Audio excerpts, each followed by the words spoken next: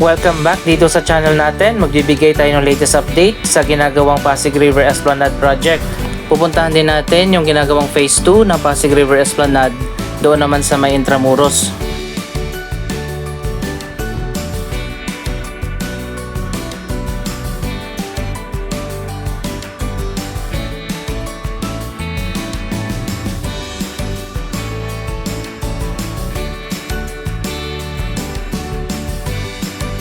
Ito yung showcase area na natapos na ang Phase 1 ng Pasig River Esplanade Project. Dito yan sa likod ng Manila Central Post Office Building.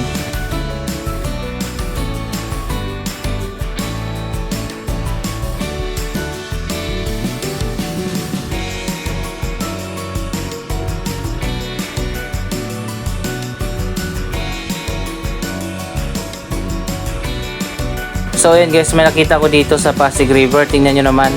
Napakarami mga basura. Ano nang nangyari dito? Bakit naipon yung mga basura dito?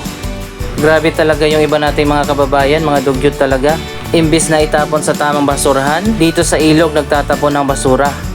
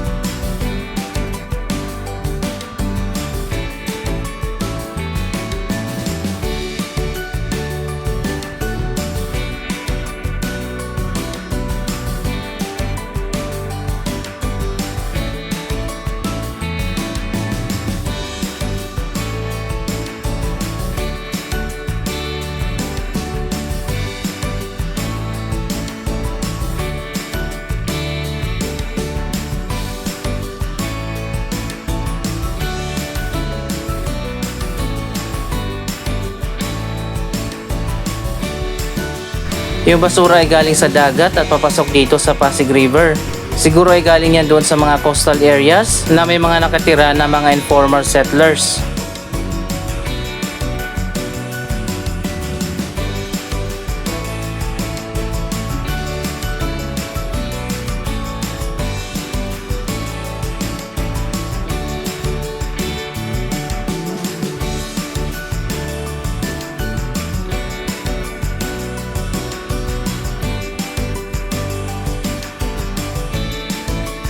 Hindi pa pala talaga totally tapos ang Esplanade Project dito sa likod ng Manila Central Post Office Building.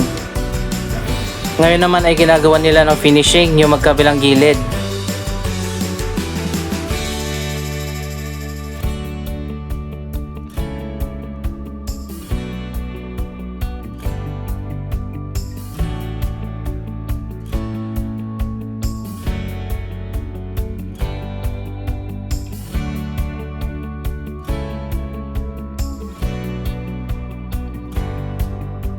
Naging bagong tourist attraction na nga ang Esplanade Project na ito na pinupuntahan na ng maraming mga turista, local man at mga foreigners. Pero nakakahiya kapag ito yung nakita, napakaraming basura, bukod pa sa maitim na ang tubig at mabaho.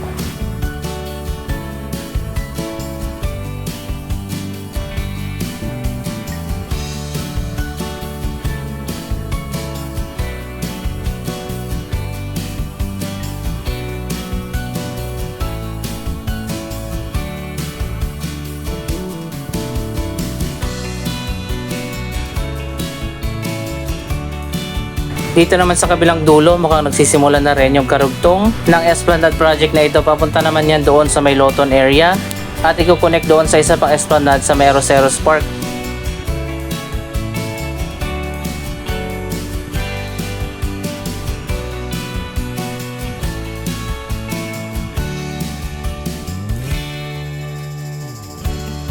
Ang ganda pa naman ng view dito. Sana mapanatili na malinis ang Pasig River.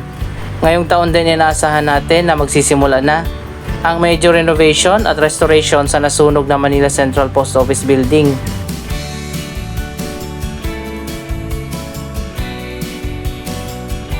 Sa ngayon sarado pa itong area na to habang ginagawa pa yung bagong Riverside Walkway. papunta sa may Loton area.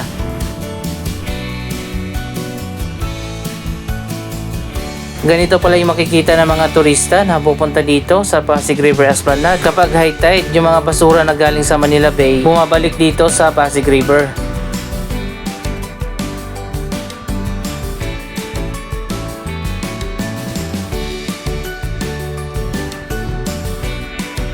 Kung titingnan natin itong mga basura, mga household items naman yan. Mga balat ng chichirya, mga seasoning, mineral water, styro, na pwede naman ilagay sa basurahan at kukolektahin naman niya ng walang bayad.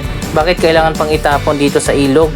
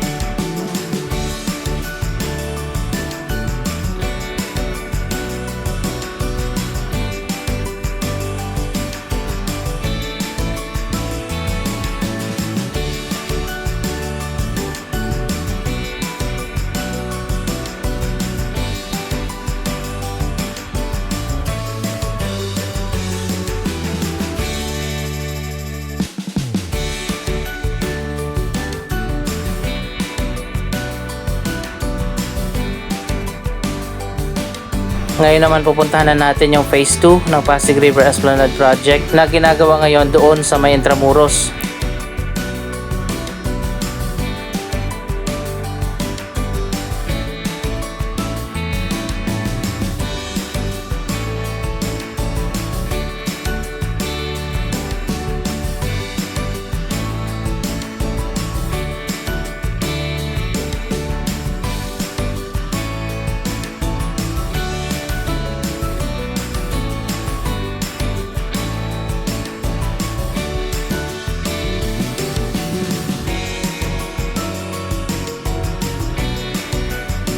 Bukas na pala yung bagong CR dito. Sana mapanatili na malinis at maayos ang CR na yan.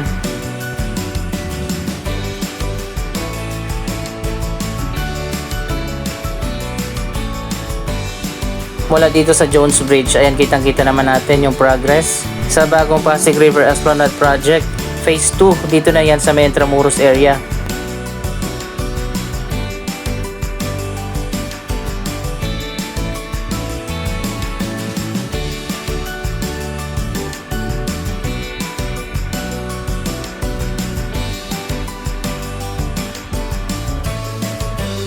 Nagawa na nila yung platform dito sa may gitna. Pero doon sa may dulo, malapit sa Binondo Intramuros Bridge, ginagawa pa yung mga poste.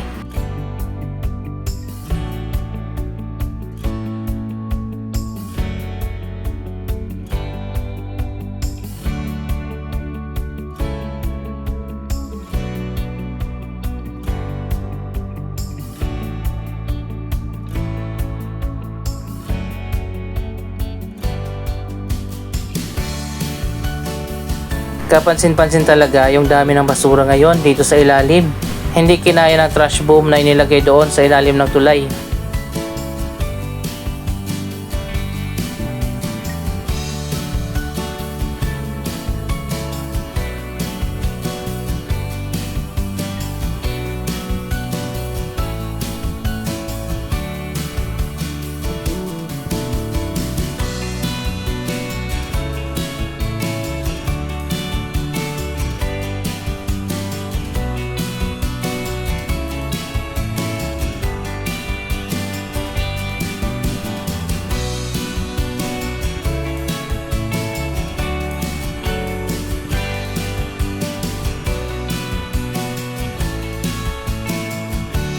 Ganito pala pag high tide, halos umapaw na yung tubig dito.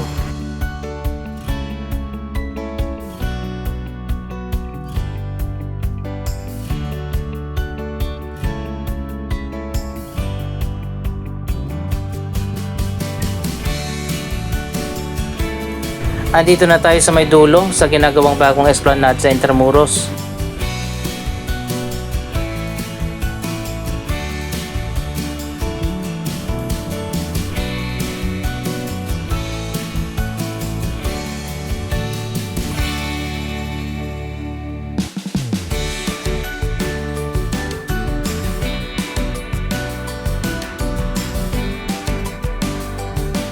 Dito pala sa gilid ng Intramuros, malapit sa tulay, napakarami at naipon yung mga basura dito. Saan kaya galing yan?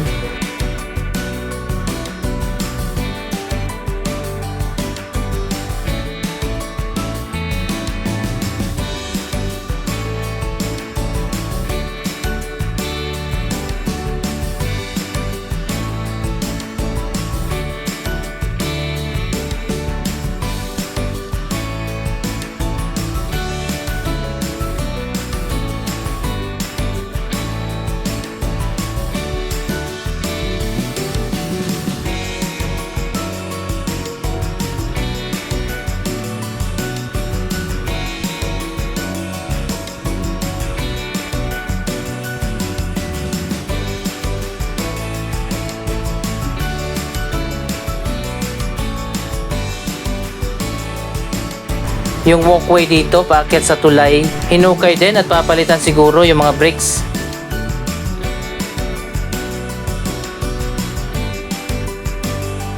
Paano magiging tourist attraction ito? Pagsilip pa lang ng mga turista, puro basura ang makikita.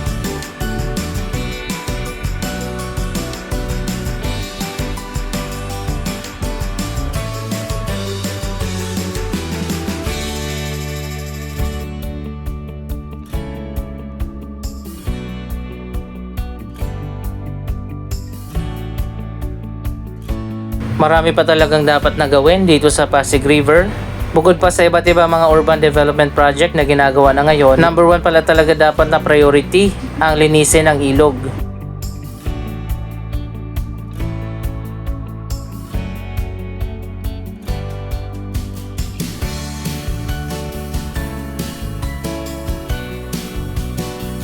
Patuloy pa naman ang pagdami ng mga turista dito sa Binondo Intramuros area at pumupunta din sila dito sa may Binondo Intramuros Bridge. Paano na lang kapag ito yung nakita nila, napakaraming basura at mabaho na ilog.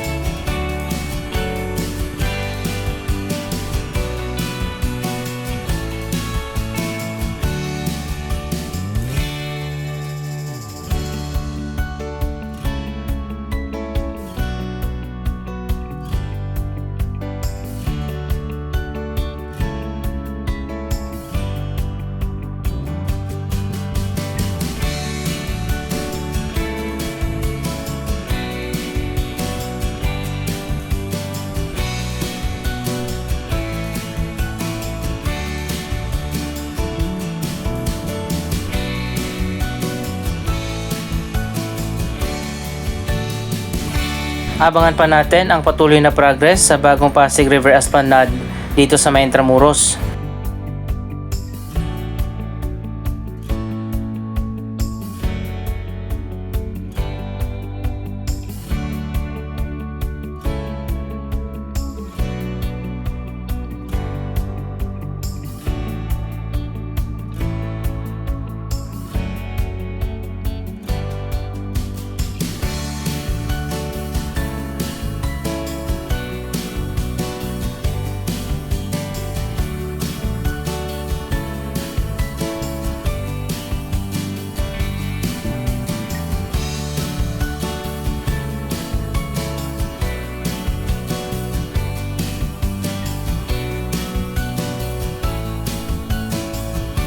So yun guys, anong masasabi nyo sa progress ng bagong Pasig River Esplanade Project at sa sitwasyon ngayon dito sa Pasig River? Mag-comment lamang dyan sa baba ng inyong mga reaksyon.